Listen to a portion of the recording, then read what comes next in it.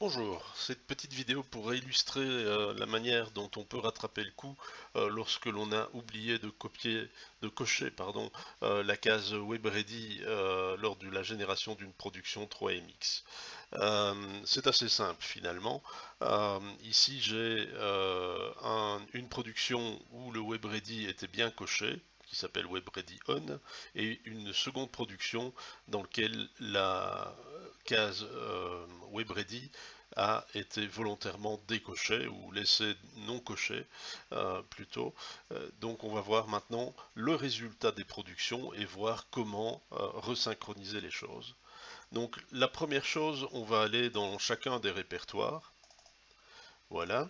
Du côté gauche, je suis sur le WebReady qui était activé, du côté droit où il était désactivé. Donc la première constatation qu'on va faire, c'est de voir qu'on a bien des deux côtés un répertoire scene et par contre le répertoire app qui contient l'application de viewer de context capture, de viewer web de context capture, elle n'est pas présente évidemment du côté WebReady PostProd puisque la case WebReady n'était pas cochée. Donc on va simplement copier ce fichier, ce répertoire, de manière à resynchroniser les choses. Donc maintenant on a quelque chose d'équivalent à gauche et à droite. Si on regarde également dans le répertoire scene, on reviendra par la suite dans le répertoire app, mais allons voir le répertoire scene. On va les ouvrir des deux côtés. On va s'apercevoir également que du côté gauche, où la case était cochée, on a deux fichiers en plus, logo.png et placeholder.jpg. Donc on va les copier également. Voilà. Pour le répertoire scene, rien de plus. On va retourner dans le répertoire app, qui est le même, hein, puisqu'on l'a copié du côté gauche, ici où la case était activée. Et on va s'apercevoir que dans ce répertoire app, on a un fichier index.html qui est le fichier à partir duquel tout va démarrer quelque part. Et on a un fichier config.json, donc là ça nous met un peu la puce à l'oreille.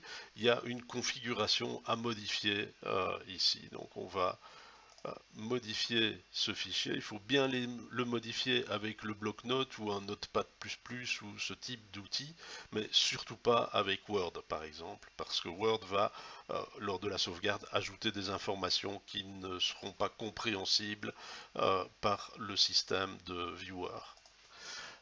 Donc en fait ici on va s'apercevoir que le nom de la production, eh bien c'est le nom de la production originale. Donc c'est ici on avait copié le répertoire app de production WebReady On.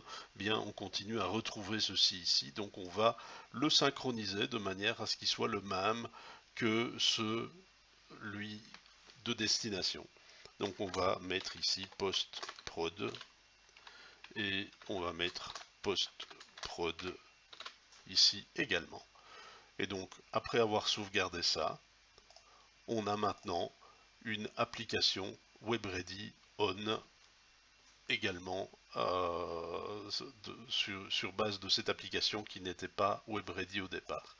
Donc pour la suite, ce qu'il faudra faire, c'est recopier ce répertoire post-production WebReady post-prod sur notre site internet, sur notre site web, et puis on va pouvoir y accéder de manière distante pour partager de l'information avec un client par exemple. Voilà, j'espère que ces petites explications sont claires.